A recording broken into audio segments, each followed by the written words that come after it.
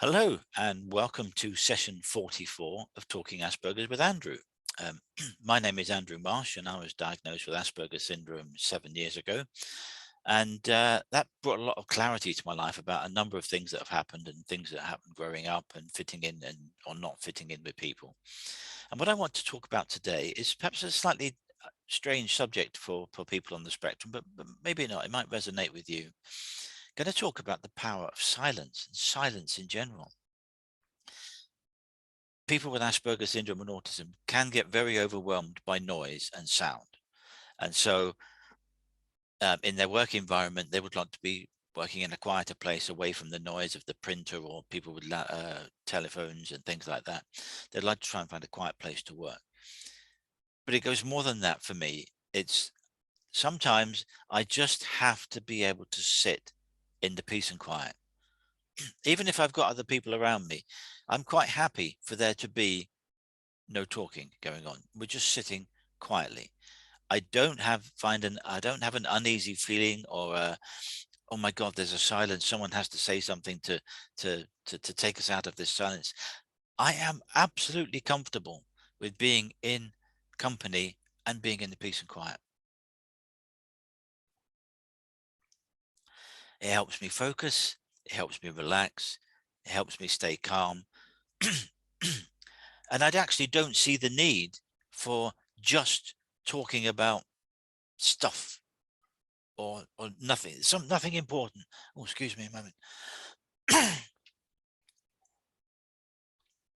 I really don't see the need to fill a perfectly good, calm, gentle silence with unnecessary small talk.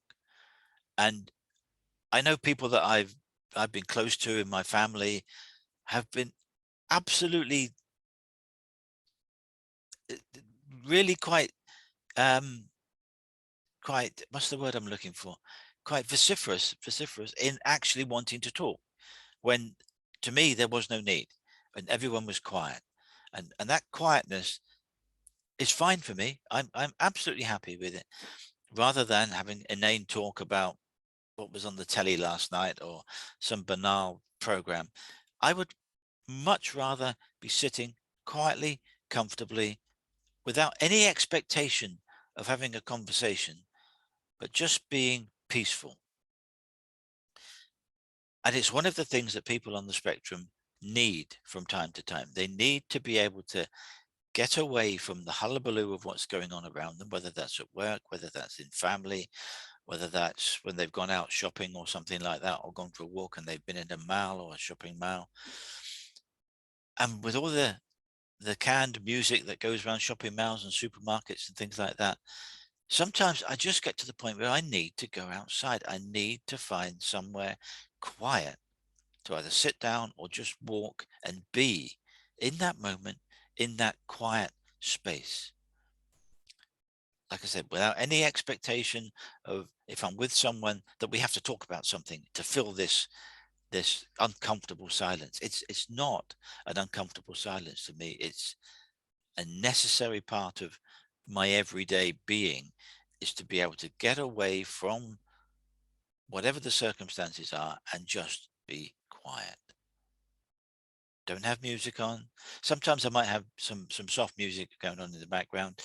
Other times just sitting in the quiet is all that I need to be able to do, and not to worry about an expectation that if someone comes in, we need to talk to each other. That doesn't happen to me particularly. And I know it can drive my people that I know, people that I love. I know it can drive them nuts that they will come into the room and they will start a conversation about something. And I'm just not interested in that conversation. The topic of conversation doesn't interest me. I don't want to have the conversation. I would much rather sit in that quiet space, relaxing, enjoying being quiet, sitting in silence. And how good does that pause that I've just made feel to you as someone with Asperger's or autism, someone with sensitivity to noise, just for me to stop talking for 2 or 3 seconds just like that. And how comfortable does that make you feel? How relaxed are you watching this either live or on a replay, that you I don't need to be constantly talking at 3 words a second to blatter out something that I need to get. I'm quite happy having a very gentle, soft conversation with you about the power of silence, and how to me it just helps me calm down and helps me relax. And in a work situation, we can't always have silence, but we can have quieter moments. And one of the things that I talk about in my 7 steps program, which I work with employers about, is having a safe space. And it's one of my key principles of that management program, is having a safe space where it's quiet, so that in a work environment, you're getting overwhelmed, you're getting agitated, your boss has just asked you to change something for the third time in the last couple of days. There's people having a conversation in the open plan office all around you, and you're getting to the point of, I can't cope anymore. I am going to explode. I am going to get vocal. I am going to have a meltdown. Not going to be able to control what I do. I have to get away. That's where the safe space just means that you can go and sit quietly somewhere, have a drink of water from the water cooler, or if there's facilities to make tea and coffee, then all the better. And just to sit there in the quiet, calming down, relaxing, refocusing your mind on what you were doing, what you need to do, those changes your boss has just made. Think about them rationally. Is it needed? Is it necessary? Get your thoughts together, gather your thoughts, gather your feelings. And then when you go back to work, you can, if your boss is someone who has an office, tap on his door and say, or her door, and say, can I talk to you about what you spoke of a little earlier, about these changes? I've been thinking about it for a little while, and I'm not sure I see the merit in it. Can we have a conversation about that? Rather than when they've made the change, come up to you in a hurry, in a rush, got to do these changes, bam, bam. They don't tell you precisely what they need. You've just got to change it and do something else. Your energy is high, their energy is high. You're going to have a clash if you try and have that conversation with it, because if you answer back, they're going to go, I've just told you what I want you to do. Just get on and do it. And immediately their energy gets even higher. Your energy gets higher, and you get to that point of overwhelm, not being able to cope. So take yourself away, find the quiet space. Silence is also a very good communication tool. If you're having a difficult conversation with someone and they say, but we're all in agreement about that, aren't we? And you don't say anything. You're not saying you agree with them. You haven't said you disagree with them, but there's maybe some implicit, tacit notion that actually I'm not happy to agree with you about this, but you're not necessarily wanting to be the first person to say no. So silence is a great communication tool for, again, bringing the energy of a situation down so that you can have a more reasoned conversation. But I absolutely love the peace and quiet of being on my own in a quiet space, doing not necessarily very much. I might be reading. Reading is a wonderful thing for me. I read in bed at night. I sit up in bed and read for half an hour because that helps relax me. I get stimulated by what I'm reading. It's usually non-fiction, but it takes me away from what's been going on during the day, and I can sit and I can read quietly. Or other things that I do when I'm in a quiet mood is I write. I write novels, I write books, and I have to have peace and quiet and uninterrupted time when I'm writing first draft. It's not so bad if I'm editing, if I'm doing things like that. I can have background noise and things like that going on, but when I'm writing first draft, it's usually peace and quiet, and I'm absolutely focused on what I'm doing and getting really into the writing, using all my focus and my ability to hold things in my mind and build a story together, put it together. And that's because I have silence around me. And it works. It works for me so well, being able to sit in silence. So if you're an employer, or you're in a work situation, you're a HR manager, or something of that nature, or you manage a team of people, think about the use of silence, and think about how everyone in your team will respond in a different way to your management technique. And I know I've covered this in a previous episode of Talking Asperger's with Andrew. But it's really important that as a manager, you find out how everyone works and how they work best, so that you can tailor how you communicate with them, how you set up their work packages so that it works best for them. Because that way they'll get their best work. You'll get their best work. They'll be fulfilled as an employee, and everyone wins. And it might be that if you have a team of 6 people, let's say one of those people is neurodivergent, they have Asperger's syndrome. It might be that the best thing for them is not to sit in the open plan office space with the other 5 people, because it might be too noisy for them. Let them go and sit somewhere quieter where they can get on with their work. And you can have regular check-in points where you say, perhaps if at morning tea break and afternoon tea break, you came into the body of the main office, and we just had a little chat about how we're getting on, and then you can go back to your working area. That way, your working is peace and quiet, and other people who might be able to get on quite well with someone sitting next to them on the telephone, or the printer going off, or the fax machine going off, or other things such as smells. It may be that your office is near the canteen, and those double doors at the end of the corridor, if they're left open, all those cooking smells can come into your workspace. And some people on the spectrum are very susceptible to smells. It can really agitate them, make them very uncomfortable. So that's another thing about finding the right technique for everyone. And if their technique is just leave me in the peace and quiet. If I've got any questions, I'll come to you, providing we can have a conversation when you want me to do something, and we can have that in a gentle, low key, low energy way. If I've got questions, I'll ask. Otherwise, let me get on. Come and check in with me once a day if that's how it works with you. But let me get on with my work in peace, in quiet, because I can be more productive.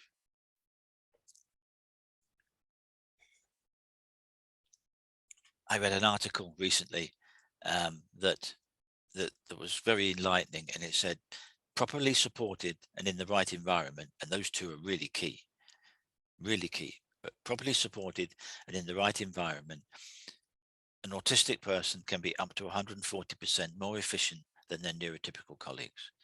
So why wouldn't you allow that person to go and work in a quiet area away from the hullabaloo of what else is going on, if they can be that much more efficient? It's a no-brainer, as they say these days. It's an obvious thing to be able to do. Say, actually, do you know what? Andrew has Asperger's. He works better on his own, in the quiet. If he's got questions, he'll come back and ask.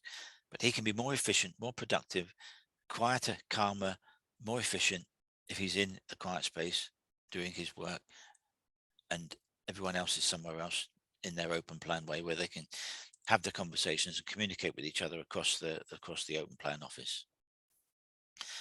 Why wouldn't an employer support that for that person who has Asperger's?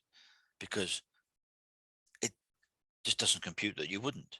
But there are managers who feel as though they have to have everyone in their control, under their thumb, so that they can see exactly what everyone's doing all the time.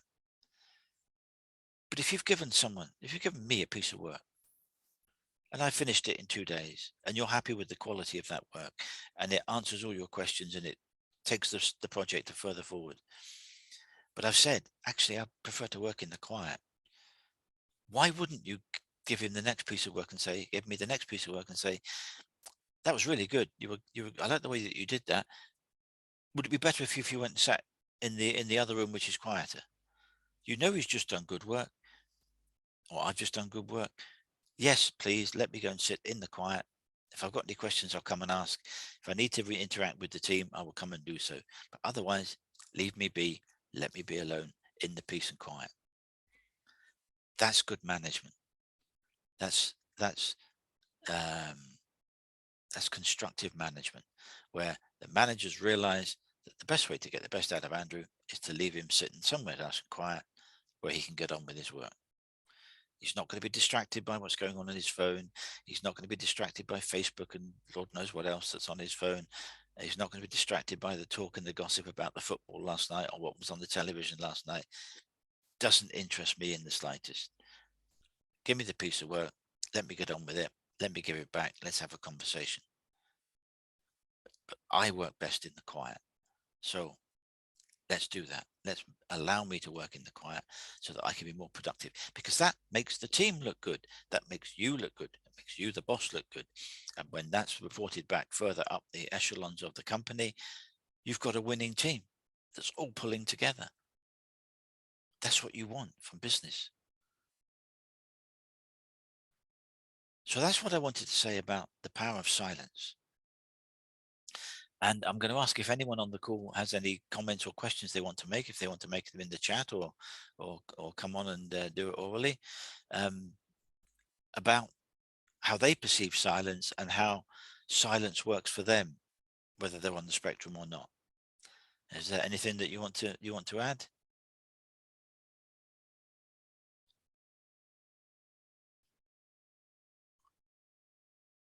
Nothing coming immediately. So that's really all I wanted to cover on today's topic of the power of silence. It's really important that employers understand that some of their workforce work best in the peace and quiet, and have somewhere quiet where they can go to get away from what's going on around it. Let me see what we've got here. Beluga's made a comment. People tell me to talk more throughout my life, and it doesn't interest me, as I found out about your autism when you were 18. Yeah, I completely get that. I remember a time when I was a teenager. I was at home. My dad had gone to work away overseas, and it was just me and my mum. And I was doing three O levels and three A levels in my sixth form. So that was tough. That was a lot of work to do. So I had a lot of work. But with my dad being away, I had additional responsibility about looking after the car, oil, water, tire pressures, so on. Looking after the garden, keeping the garden tidy, lawned and turned over and weeded, and doing things around the house.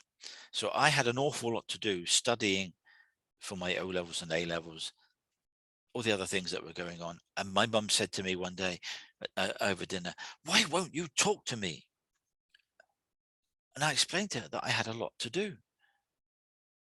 I'm very busy. I am studying, and studying didn't come naturally to me. I had to really work hard at it. But she got absolutely really cross because I wouldn't take the time that she felt I should be giving to sit down with her and talk about things that were of no interest to me whatsoever. There wasn't a lot of point me talking to her about my A-level physics homework, because with the greatest respect to my mum, that wasn't her thing. She wasn't into physics. But she just berated me for not spending time to sit and down and talk with her. When I said, "Mum, I need to study. I've got a lot to do.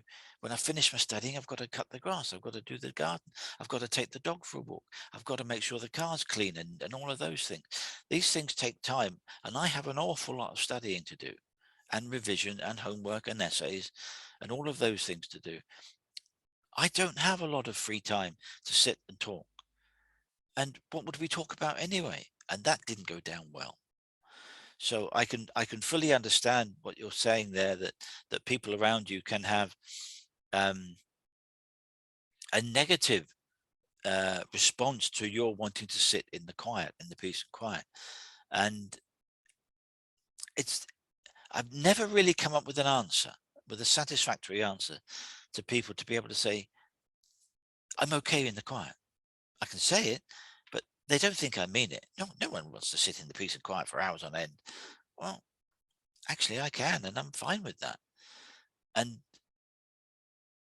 some people just didn't get it, that back in those days when I was growing up, I didn't know I had Asperger's. I was only diagnosed 7 years ago. So I couldn't pin, I couldn't say, "I've got Asperger's, I have autism.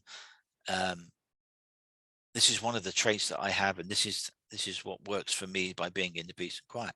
I didn't have that ability to make that reasoning argument. I was just seen as being antisocial, uncooperative, untalkative, when actually I just needed to be left on my own. If I have a question, I'll come and ask. I know how to ask questions. I can ask some really good questions. When I was working as a geologist in the construction industry, people, when I had got a certain level of experience, people would be looking for my opinion. They would come and say, Andrew, I've got this situation. Can you come and sit in this meeting? Because I think it would be good for you to come in and give your opinion, which was great, because then people would ask for my opinion and I could give it, which is fine. But if I didn't feel the need to ask anything, I wouldn't ask anything, because I'm quite happy in my own space, in my own time, doing my own thing. And people around me didn't get it. People around me now who know I have Asperger's will understand that, because we've told them that this is one of his things. Andrew likes the peace and quiet from time to time. And if we're out with friends, we've we've come to an agreement, we've come to an arrangement with friends that I'll get to a certain point in the event in the evening where I'll need to go.